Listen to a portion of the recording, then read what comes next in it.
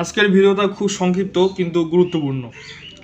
আমরা সবাই কম বেশি একটা শব্দ শুনেছি, ডেথ অন অ্যারাইভাল বা সংক্ষেপে DOA।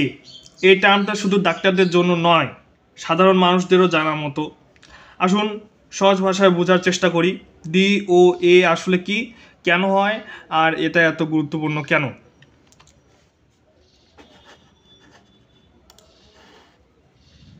তো ডেথ অন অ্যারাইভাল মানে হলো রুগী হাসপাতালে পৌঁছানোর আগেই মারা যাওয়া। মানে যখন রুগীকে হাসপাতালে আনা হয় তখন তার শরীরে আর কোনো হৃদস্পন্দন নেই, না আছে তার শ্বাস প্রশ্বাস, না আছে স্নায়ুর সারা। এই অবস্থায় ডাক্তার বলবেন পেশেন্ট ওয়াজ DOE।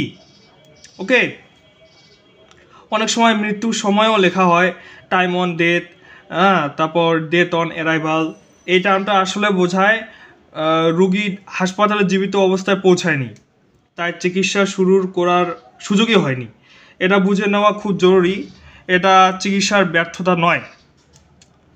আর এবার দেখি কেন DOA ঘটে।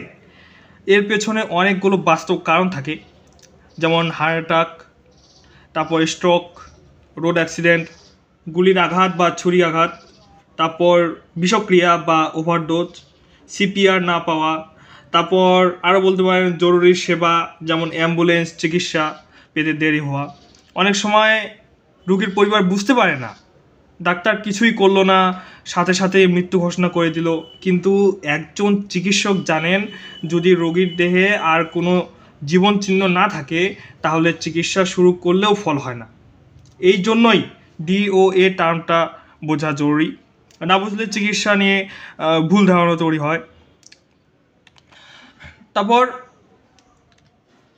DOA রোগীর ক্ষেত্রে রিপোর্টে কী লেখা থাকে এ নিয়ে এখন কথা বলি।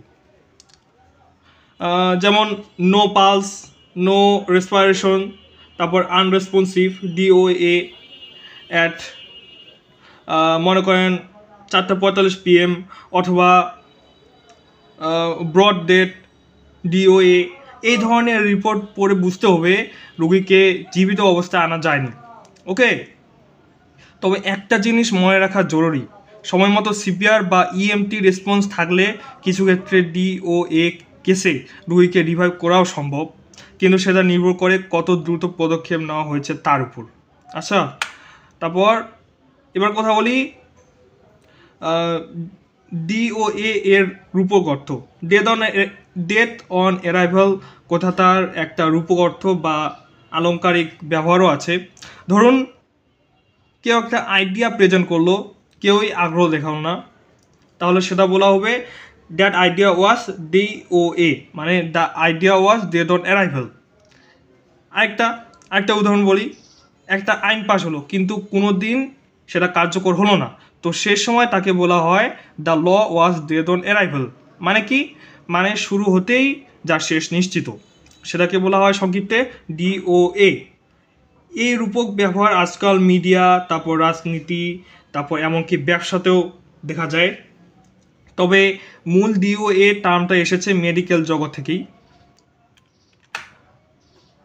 এবার অনেকের রূপক জিনিসটা কি সেটা বুঝবেন না। তো ধরুন আমরা কোনো কথা বা শব্দ সরাসরি অর্থ না দিয়ে অন্য কোনো জিনিসের সাথে মিলিয়ে বুঝাই, মানে কথাটা তার মূল অর্থ না দিয়ে কোনো অন্য কথা মনে করিয়ে দিই, যেমন সে সিংহের মতো সাহসী। আমরা বলি না এখানে আসলে সিংহ নেই, কিন্তু বোঝাচ্ছি যে সে খুব সাহসী। আরেকটা উদাহরণ হচ্ছে তার ব্যবসা শুরু হতেই শেষ হয়ে গেল, একদম DOA, মানে ব্যবসাটা শুরু হতেই ব্যর্থ হয়েছে। এইটাই রূপক অর্থ, মূল অর্থ না বলে অন্য কিছু বোঝানো। আচ্ছা, তারপর ডাক্তারদের জন্য গুরুত্ব। একজন চিকিৎসকের দৃষ্টিকোণ থেকে DOA কেস খুবই স্পর্শকাতর। এরকম অবস্থায় রোগীর পরিবারকে সান্ত্বনা দেওয়া, তারপর বোঝানো আর মানবিকভাবে সত্যি জানানো খুব দায়িত্বপূর্ণ একটা কাজ। এটা বোঝা জরুরি যে DOA কোনো চিকিৎসার ব্যর্থতা নয়, বরং একটা রিয়েল টাইম ট্র্যাজেডি, যেখানে জীবন চলে গেছে হাসপাতালে পৌঁছানোর আগেই। আচ্ছা, তো এটা বুঝতে হবে। অনেকের পরিবার এটা বুঝে না বুঝে ডাক্তারদের বকাবকি শুরু করে যে আপনারা দেখলেন না, আমার ভাই বলেন, স্বামী বলেন, বাবা বলেন মৃত্যু হলো। তো এই ভিডিওতে আমরা কি বুঝলাম? এই ভিডিওতে আমরা জানলাম যে